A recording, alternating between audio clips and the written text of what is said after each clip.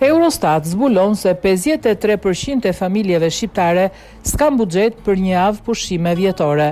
Mbi gjysma e popullsisë në Shqipëri nuk i ka të ardhurat e mjaftueshme për të mbuluar koston e një jave pushimi larg vendbanimit të tyre gjatë një viti.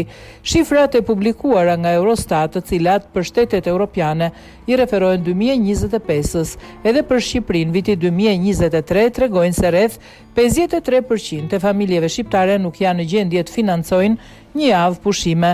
Ky rezultat vendos vendin tonë në vendin e dytë në rang rajonal, menjëherë pas Rumanisë, ku kjo përqindje i kalon 60% pas Shqipërisë. Në këtë klasifikim vijnë Turqia, Maqedonia e Veriut dhe Greqia.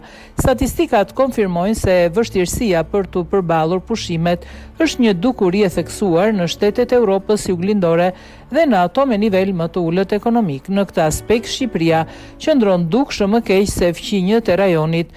Në Serbi, për shembull, rreth 36% e familjeve hasin pamundësi për të kryer pushime, ndërsa në Bullgari dhe Hungari kjo shifër shkon afërsisht në 39%. Italia shënon një nivel rreth 36%, teksa Portugalia, Kroacia dhe Spanja sillen midis 32-33%. Mesatarja e Bashkimit Evropian qëndron rreth 27%, një vlerë që është pothuajse sa gjysma asaj të regjistruar në Shqipëri.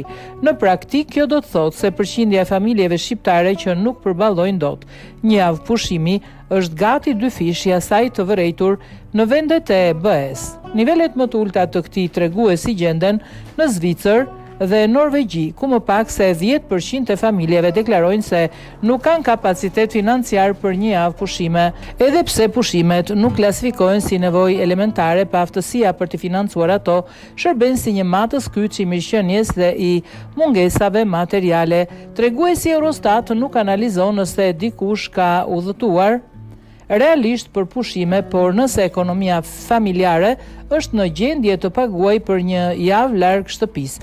Ky udhëtim mund të zhvillohet brenda territorit kombëtar ose jashtë tij. Në rastet kur një familje vendos të mos udhëtojë për motive personale, ajo nuk llogaritet menjëherë si e privuar materialisht.